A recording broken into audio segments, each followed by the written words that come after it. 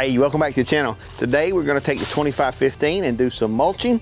Last year we come through here with a mulcher and this was all growed up here. This was all probably 10, 15 feet tall, little small saplings. And it left a lot of little small stuff and we've never went back and cleaned this up. Today all I'm going to do is drop the mulcher and drive forward, and I'm just going to keep doing this forward each time until I get all this area cleaned up. All the little sticks will be toothpicks.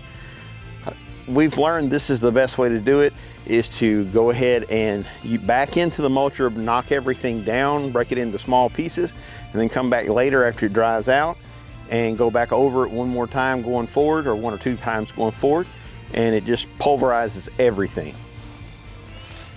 And gotta watch for the gizmo dog. Go stay with mama.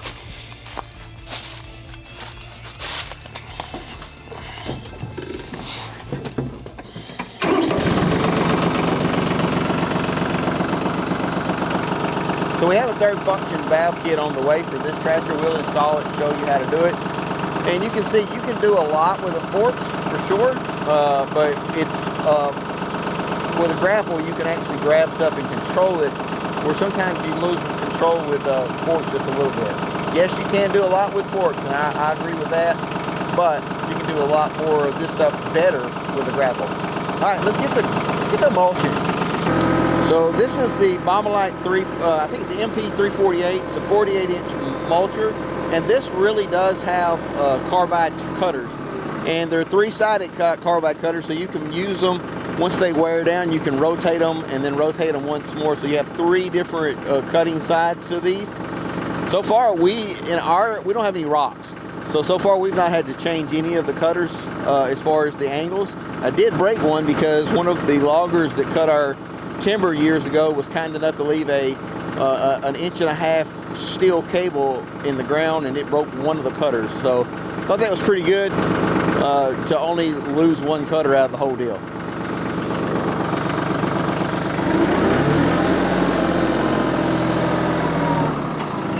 So we're just going to run this thing. We're just going to run this thing like a rotary cutter or flail mower. We're just going to come back and grab it, and it pulls things forward anyway. So I think that's going to be the best run.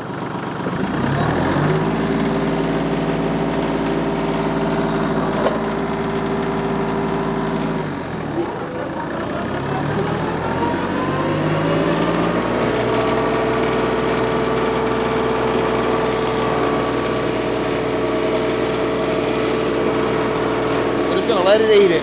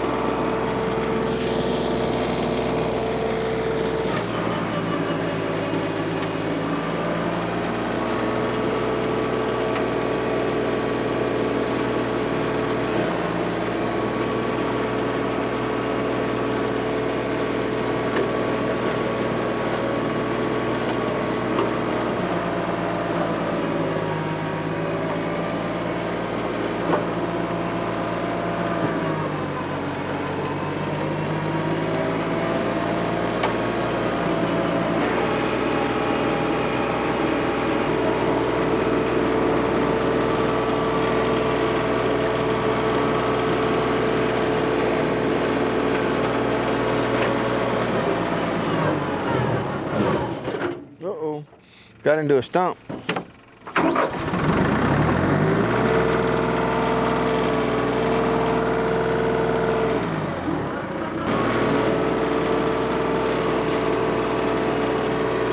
This is absolutely a lot to ask from a 25 horsepower tractor. But overall, I think it does really well.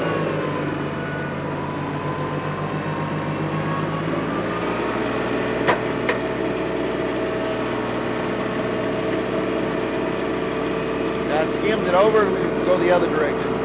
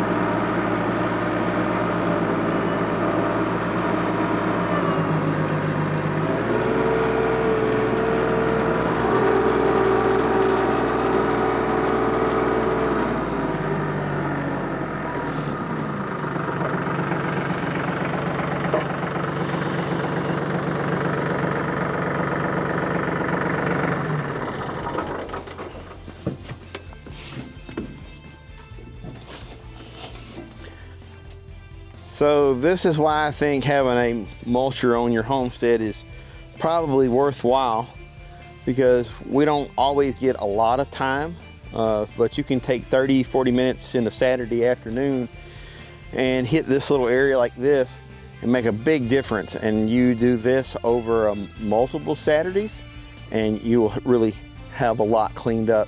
So I can see just in the next couple of weeks we'll have this whole front area cleaned up. Probably gonna have to have a stump grinder over there on that elm tree stump, and I'm excited to see how the 2515 does on the elm stump. Yeah, we're probably gonna have to have a stump grinder here on this elm stump. This is gonna be a beast, but I'm really excited to see how the 2515 is gonna handle the stump grinder. I'm pretty well reasonably believe that it's gonna do good, because we primarily use the stump grinder on the T25 now, which is also 25 horsepower. This tractor is heavier, bigger, has a little bit more PTO horsepower, a little bit more torque. So I believe it's gonna handle the stump grinder better than the T25 even. And I really like the T25 and the stump grinder. And the Gizmo dog really likes freshly worked dirt, don't you, buddy? So this is what we've got right here. You can literally throw some grass seed on this, and anything that's left, your average mower on the your average finish mower could handle this. This is not that big a deal. It's got there's a few stumps still left in here, but the stumps are all at ground level, so you don't have to worry about hitting it with your mower. So throw a little grass seed on this and we are ready to go. Wish grass seed was a little cheaper.